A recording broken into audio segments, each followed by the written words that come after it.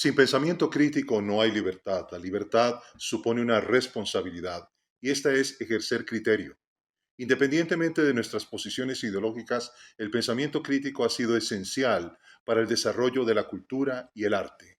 A través de esta serie de pioneros de la crítica, examinamos a través de pensadores, de críticos, de historiadores, cuál es exactamente la contribución que han hecho en el medio nacional e internacional. El día de hoy nos complace presentar a Emanuel Calvo Canosa. Emanuel Calvo Canosa no solamente es un intelectual reconocido en la historia costarricense, sino también un artista, una persona que ha contribuido desde el punto de vista creativo, pero también un investigador desde la perspectiva de la semiología. El día de hoy nos acompaña para examinar su labor a lo largo de la historia crítica de Costa Rica. Bienvenido a Pionero de la Crítica, Manuel. Muchas gracias, muy honrado de veras por esto. Eh, bueno, son lo que se hereda no se hurta, dice el dicho. Y las familias, los dos lados, paterno y materno, tienen una tradición muy vinculada con las artes y los oficios. Somos un poco como decía el chiste aquel de los argentinos, que los incas y los aztecas, o sea, los incas, de los peruanos vienen de los incas, los mexicanos vienen de los aztecas y los argentinos de los barcos y los aviones. Pues es un poco así la historia nuestra y de gente vinculada, como decía, con las artes y los oficios. Unos más tecnocráticos que otros, un área de la familia, pero ese fue el ambiente en el que crecimos, que se nos gestó y crecimos.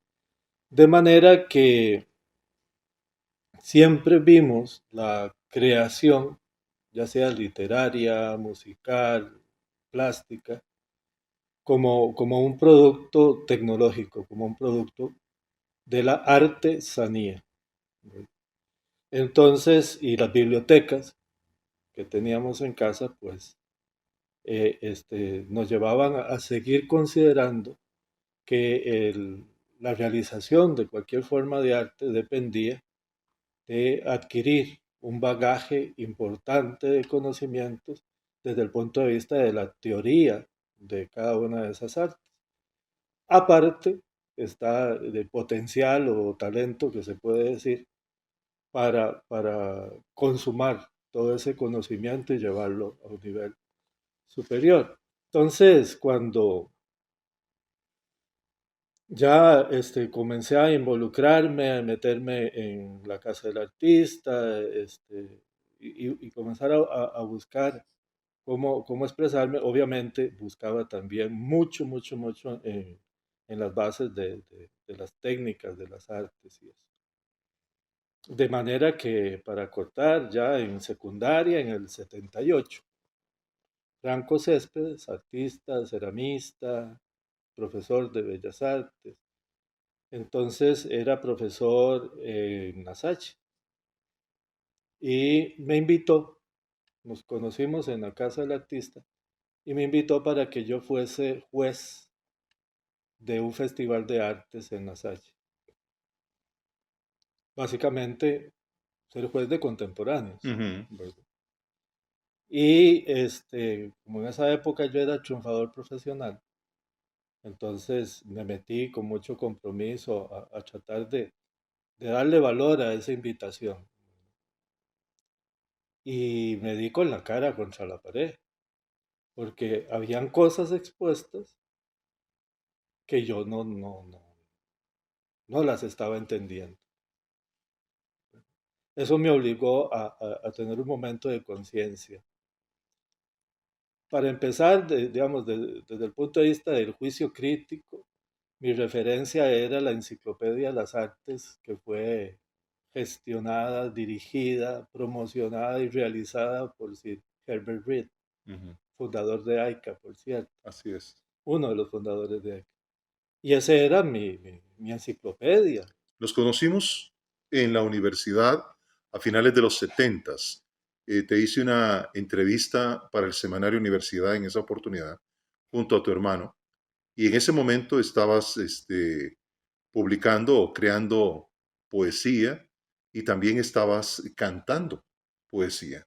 Eh, este momento en que tienes ese despertar crítico de autorrevisión sobre el fenómeno estético, ¿ocurrió en ese momento o antes de ese momento? Es contemporáneo, Es contemporáneo. es contemporáneo, porque, bueno, un año y medio escaso después de eso ya estaba ingresando en Bellas Artes de la Universidad Nacional, buscando un poco qué era lo que hacía, lo que puedo hacer, y ahí fue donde terminó de consumar todo. Porque dentro de la currícula había un contenido, un programa que se llamaba Análisis Conceptual. Quiero recordar muy especialmente a todos muy queridos y muy queridas profesores, pero de entre todos ellos a dos en particular. Franklin Quevedo, un chileno, ¿Lo conocí? expulsado de los eventos bochornosos de la historia de Chile en el 73. Ahora hay un premio nacional en Chile que lleva el nombre de él en periodismo. Y Manuel Morales, dos profesores extraordinarios que comenzaron a poner atención en mí y se dieron cuenta que yo no iba tanto por una visión del arte en libertad y expresión, sino que buscaba justamente ese conocimiento técnico. Y Hay, entonces, sí, hay una preocupación en ese momento porque ese momento en la Universidad Nacional se conecta con otro en que empiezas a incursionar, principios de los ochentas, con el Semanario Universidad y el suplemento Forja en materia ya crítica, ya no como jurado, sino escribiendo, expresando tu pensamiento crítico para evaluar objetos o presentaciones o exposiciones. ok, ¿Cómo justamente. se da ese salto? Justamente con este curso de análisis conceptual, yo comencé a tener acceso a una bibliografía y a un corpus de pensamiento estético importante y comencé a desarrollar para entonces lo que yo le llamé una crítica fenomenológica, basándome en los trabajos de Husserl, en los trabajos de un antropólogo mexicano que hizo estudios sobre sociología y psicología social desde la fenomenología. Comencé a desarrollar un tema y gracias a la alcahuetería de Carlos Morales, que me dio espacio en el seminario universidad para comenzar a publicar eso. Lo primero que publiqué fue justamente un manifiesto de la crítica fenomenológica y después comencé a publicar ya eh, para varios autores y autoras. De todo ese trabajo, que fueron más o menos 6 años ininterrumpidos, yo recuerdo especialmente a tres. A un muchacho, José Parini, que era dibujante con una línea muy interesante y hacía una propuesta absolutamente novedosa en ese momento. Es decir, comenzó a dibujar explícitamente palos y situaciones sexuales y todas, y exponerlo en el foyer del Teatro Nacional, que fue el gesto reaccionario que hicimos, fue interesante. Era disruptivo, ¿verdad? El trabajo de él. Otro con el que también desarrollamos dos exposiciones, también en el Teatro Nacional, porque yo nunca tuve claro la diferencia entre curador y crítico. Entonces yo hacía un trabajo crítico desde el montaje de la exposición. Y quiero recordar entonces a Renan Vargas, Mm. ¿verdad? Que era un talento de la Casa del Artista, ahora le llaman bullying a eso, ¿verdad? Muy menospreciado y entonces a mí se me salió el caballero blanco de Ajax y quise darle su lugar. Y el otro también, que en paz descanse, Alberto Moreno, el arquitecto, músico, cineasta, monumento de las artes en Costa Rica, que expuso una serie de pinturas en base a una geometría geodésica. Vamos a volver con más detalle sobre este trabajo y el valor de la función curatorial y la función crítica. Pero también vamos a recorrer en breve con Emanuel un aporte decisivo que él hizo a la crítica de arte en Costa Rica por el carácter científico de su enfoque. Volvemos después del siguiente mensaje.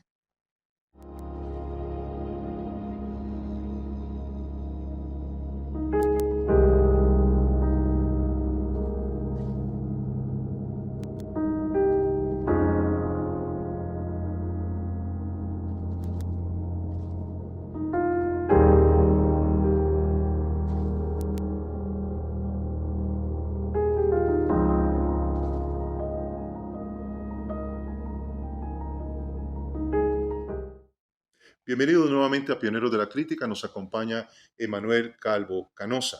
Uno de los cambios dramáticos, paradigmáticos en la crítica fue el cambio de la crítica positivista a una crítica enfocada en aspectos estructurales del lenguaje. Y ahí la semiótica, la semiología tuvieron un papel decisivo. Una de las personas que más recordamos al respecto es Catherine Krauss y particularmente la labor en Art Forum, que se convirtió en el, digamos, punto de referencia para hablar de la crítica estructuralista. En nuestro país tomó un curso diferente en la parte académica, pero en la parte de los medios de comunicación, la única persona que ha incursionado en esto ha sido Emanuel Calvo Canosa. ¿Podrías definir un poco cuál es el enfoque propiamente semiológico hacia el arte y cómo lograste vertirlo de una manera, digamos, no totalmente comprensible, pero por lo menos más cercana a una audiencia lectora de un semanario? Bueno, eso tiene que ver con lo que te decía antes de esos ensayos de crítica fenomenológica y comenzar a aterrizarlo. Paralelamente, llevaba los estudios y mi pasión, casi que mi culto por Humberto Eco y su propuesta semiótica. Resulta que en el capítulo tercero del Tratado General de Semiótica, Eco hace una propuesta de una semiótica no de la interpretación de los sistemas de signos, sino de la creación de sistemas de signos. Entonces ves ahí donde empata con eso que decía al principio de una visión del arte concentrada exclusivamente en las técnicas, en el buen hacer de la obra, ¿verdad?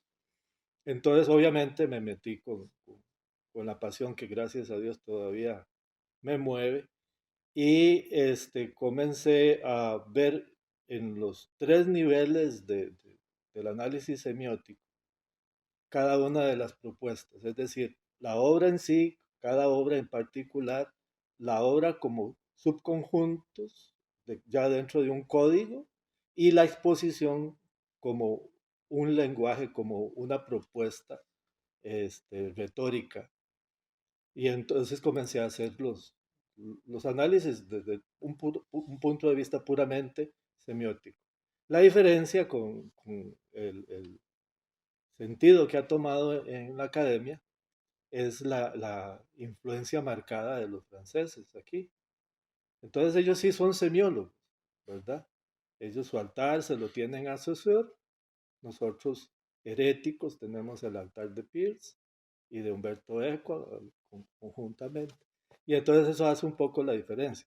Porque si desde la semiología no puedes enfrentar un campo de sentidos que vaya más allá de lo propiamente literario, ¿verdad? ¿Y cómo pudiste brincar justamente de representaciones, digamos, que tienen una ocasión obviamente más literaria, más narrativa, a una crítica que se ocupa de elementos generalmente abstractos, no importa si son figurativos, porque son representaciones, no son palabras, pero sí son signos? Sí, son representaciones, pero justamente pertenecen a sistemas de signos, a sistemas de símbolos, que a pesar de lo que la gente cree, no son tan indefinidos, ¿verdad?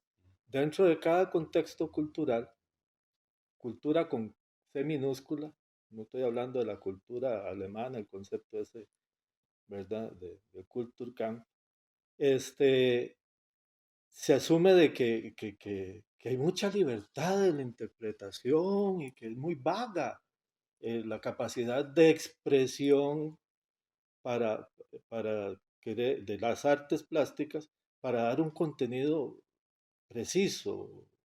Y la verdad no es cierto, porque decía mi abuelito paterno que cada palabra tiene su propio peso, pero cada uno de los elementos constitutivos, formales, de los diferentes tipos de manifestaciones, de obras de arte, también.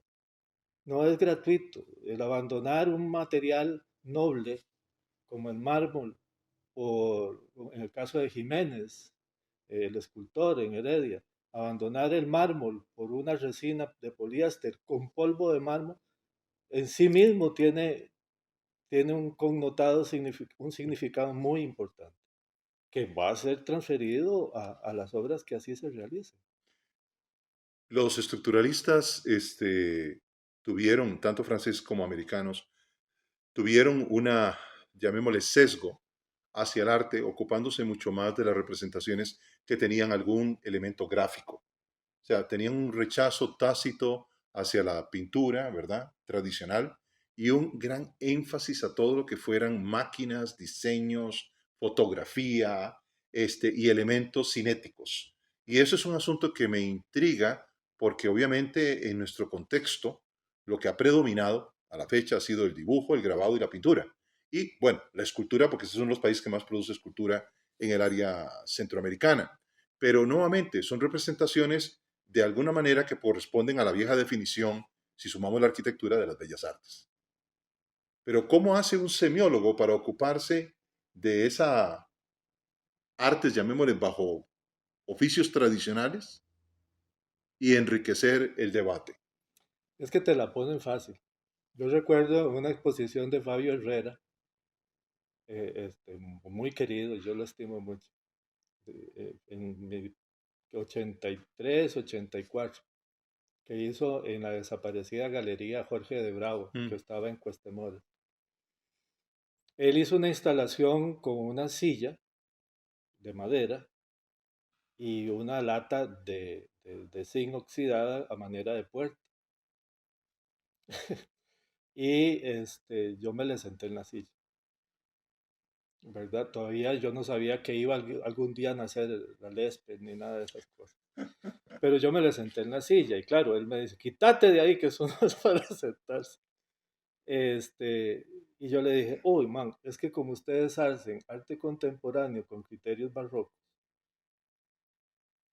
Y te entendió el chiste.